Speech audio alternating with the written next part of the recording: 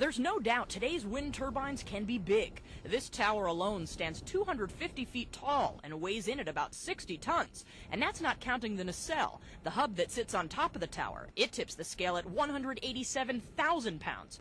Critics of wind farms say the end result is one ugly skyline, not to mention a perilous flight path for birds.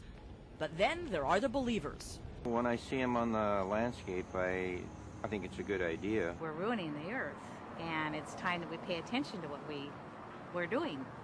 And wind power is one way to help that. They can be made to look attractive and not like big eyesores, so that's not really a huge issue. The bigger issues, say supporters, are the environmental benefits of wind farms. Wind is obviously a clean source of generation that comes from fully renewable resources. We're not talking low emissions, but no emissions. Companies like Siemens, who manufacture windmills, are admittedly enjoying the wind boom.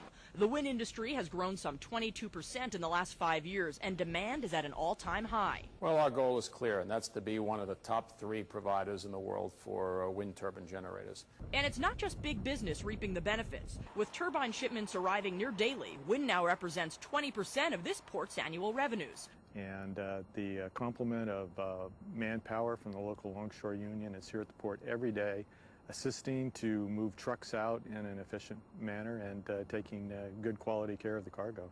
That cargo tends to wind up on privately owned farms where utilities rent the space. Each windmill thus represents thousands of dollars in guaranteed annual harvest. According to the American Wind Energy Association, more than 30 states currently boast wind farms, providing enough energy to power about 2.5 million homes. And regardless of how voters view these, wind will certainly play an increasingly important role in the coming years. The U.S. Department of Energy wants wind to provide 6% of U.S. electricity by the year 2020. I'm Kate Brooks.